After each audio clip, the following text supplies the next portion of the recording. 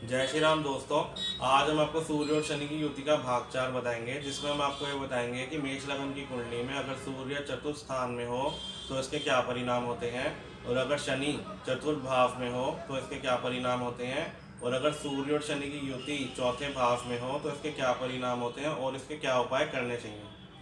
मेष लगन की कुंडली में सूर्य पंचमेश त्रिकोणपति होने के कारण शुभ फलदायक होते हैं। जब सूर्य चतुर्थ भाव में कर्क राशि में होते हैं तो ऐसे जातक को मान सम्मान मिलता है, समुद्र और विदेश यात्रा से लाभ कमाने वाला होता है, और जातक माता पिता की भक्ति करने वाला होता है, जमीन जायदाद का स्वामी होता है। जातक को थोड़ा सा सहयोग मिलने पर सरकारी नौकरी मिल सकती है और उच्च शिक्षा और उच्च डिग्री को प्राप्त करता है। चौथे भाव को घर और परिवार का प्रतीक माना जाता है। यह आपके माता के साथ आपके संबंध और घरेलू जीवन पर आपके दृष्टिकोण को प्रकट करता है। इस घर में ग्रह आपके पारिवारिक जीवन की ओर जाने वाली बहुत सारी ऊर्जा का संकेत देते हैं। चौथे भाव कर्क राशि की स्त्री और भावुक संकेत से मेल खाता है, जिस पर चंद्रमा द्वारा शासन किया जाता है। इस घर को माता से जोड़ा जाता है। कुंडली में चौथा भाव परिवार और संबंधों के प्रभावों को बताता है। चतुर्थ स्थान आपके परिवार और संबंधों के बारे में है। यहाँ से हम भूमि, संपत्ति, वाहन, पूर्वज, ये सारी चीजें देखते हैं। इस घर को गर्भगृह भी कहा जाता है, क्योंकि यह हमारे गर्भ से लेकर हमारी अंतिम यात्रा तक को दर्शाता है। यहाँ से हम विश्राम स्थल को अपने देखते हैं, बुढ़ापा देखते हैं और अंतिम आयु के समय को देखते हैं। इस भाव को बंधु भाव भी कहा जाता है। यहाँ से हम छाती, फेफड़े और स्तन को देखते हैं। चंद्रमा और कर्क राशि का इस भाव पर शासन होता है। यहाँ से हम कार, प्रॉपर्टी, फर्नीचर, टेलीविज़न देखना, खाना बनाना, छाती, स्तन, फेफड़े, घर, मित्र, मेडिटेशन, बाग बगीचा, छल कपट, ये सारी चीज़ें हम यहाँ से देखते हैं। यह विशेष माता का स्थान है और इसके जो है कारक ग्रह चंद्र और बुध हैं। इससे मातृ पक्ष की आयु का ज्ञान होता है। अब हम आपको ये बताएंगे कि सूर्य अगर चौथे भाव में हो तो इसके क्या परिणाम होते हैं। जब सूर्य चौथे भाव में अपने मित्र चंद्रमा की राशि में स्थित होते हैं तो इसके कारण से जातक को भूमि, भवन और विविध प्रकार के सुखों की प्राप्ति होती है। सूर्य के प्रभाव से मस्तिष्क में कुछ उग्रता और चंद्रमा की राशि होने के कारण शांति बनी रहती है। यहाँ से सूर्य अपनी सातवीं पूर्ण दृष्टि से शत्रु शनि की राशि वाले दशम भाव को देखते हैं। इसलिए पिता से रिश्तों में कुछ खटास बनी रहती है। जातक की पत्नी सुंदर और अनुकूल होती है और माता से उचित सहयोग प्राप्त होता है, लेकिन पिता से कुछ उदासीनता बनी रहती है, परंतु अन्य सभी सुख प्राप्त होते हैं। अब हम आपको बताएंगे कि जब शनि चौथे भाव में होते हैं मेष लगन की कुंडली में तो इसके क्या परिणाम होते हैं। मेष लगन में शनि राजेश और एकादशेश होता है। शनि लग्नेश मंगल का शत्रु है। चौथे केंद्र माता, सुख और राशि में अपने शत्रु चंद्रमा की कर्क राशि पर स्थित शनि के प्रभाव से जातक को माता और लाभ के संबंध में कुछ कठिनाइयों के बाद सफलता प्राप्त होती है। जातक को माता के सुख में कमी होती है या उसकी दो माताएं होती हैं।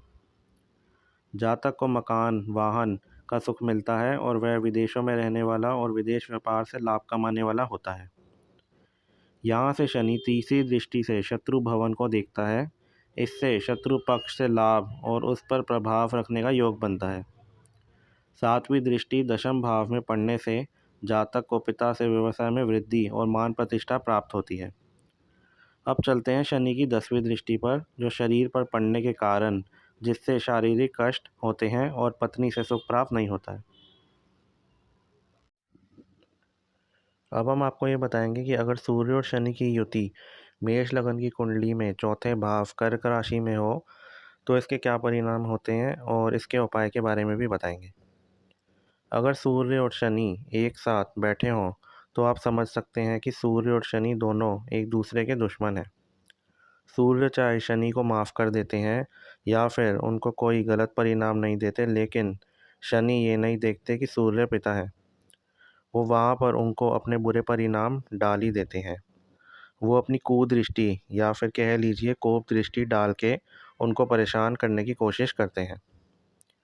फोर्थ हाउस हमारा माता का सुख का होता है। संपत्ति, भूमि और ज़मीन के नीचे से निकला हुआ पानी का जो स्तोत्र होता है वो सब यहाँ से देखा जाता है। जब सूर्य शनि यहाँ पर बैठे हों तो शनि इन सब चीज़ों पर हमारे लिए परेशानी उत्पन्न करते हैं। सूर्य क्योंकि चंद्रमा का दोस्त होता है, अगर देखा जाए तो सूर्य हमारे पिता हैं और चंद्रमा हमारी माता है। तो उस लिहाज से यह उनके मित्र का घर है। इस वजह से यहाँ पर वह कुछ अपने अच्छे रिजल्ट्स दे देते हैं। लेकिन यहाँ पर बैठ के जब भी वह 10th हाउस को देखते हैं, जो कि शनि का मकर राशि का शनि का अपना घर है, वहाँ पर देखने के कारण एक तो पिता से नहीं बन पाती और दूसरा वहाँ पर देखने की वजह से जो सरकारी काम हमारे होते हैं वह रुक जाते हैं। हमारी सरकारी जॉब हमें नहीं मिल पाती है। सरकार से जो हमें बेनिफिट्स होते हैं वो हमें नहीं मिल पाते हैं। इस वजह से यहाँ पर सूर्य और शनि की युति हमको बहुत ही परेशान करने वाली होती है। कई केसेस में मैंने देखा है कि यहाँ पर अगर सूर्य शनि बैठे हों तो गवर्नमेंट जॉब भी मिल सकती है, लेकिन उसके लिए हमको राहु और शुक्र की पोजीशन को देखना ज़रूरी होता है। इसके अलावा चंद्रमा कहाँ पर बैठा है, इन तीनों ग्रहों को देखने के बाद हम ये बता सकते हैं कि यहाँ पर सूर्य और शनि बैठे हैं तो वह क्या हमें गवर्नमेंट जॉब दिला पाएंगे।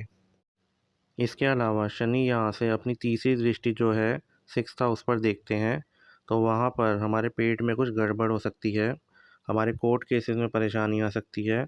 और यहाँ से जब वह 7वीं दृष्टि को देखते हैं, जो कि हमारी मकर राशि जो कि अपनी ही घर में होती है, तो काम काज में थोड़ी सी परेशानी आती है।